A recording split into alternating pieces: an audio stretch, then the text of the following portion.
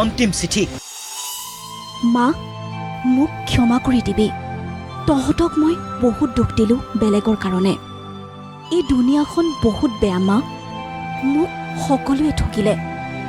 মোৰ সৰলতাৰ বহুত বেয়াকৈ লাভ উঠালে। মই আৰু জীয়াই থাকিব নোৱাৰিম ইমান কষ্টত। মোৰ সহ্য নোহোৱা হৈছে মা। মোক ক্ষমা কৰি দিবি। মোৰ সপোনবোৰ আধৰুৱা হৈ থাকিল। ঋতুৰ এটি অডিঅ' ক্লিপ।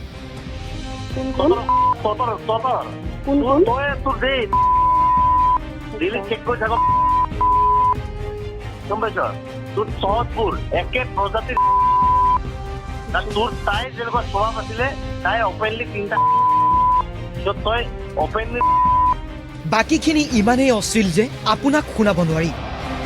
ইফালে একেই অতি অশ্লীল শব্দৰে হোৱাটছআপৰ বাৰ্তালাপ লাভ কৰিছে ভঙাগড় আৰক্ষীয়ে সেই মোবাইলটোৰ পৰা।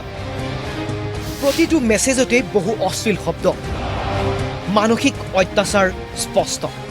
সীমা অতিক্ৰম কৰিছিল ভণ্ড প্ৰেমিক ঋতুপৰ্ণই। এতিয়া প্ৰশ্ন হয়, আইনৰ মেৰপেচত সাৰি যাব নেকি প্ৰকৃত দোষী? কেছ ডায়েৰীত উপযুক্তভাৱে সকলো উপস্থাপন কৰিব পাৰিবনে ভঙাগড় আৰক্ষীয়ে? নিশ্চয় আৰক্ষী আয়ুক্তই বিষয়টোত চকু দিয়া উচিত।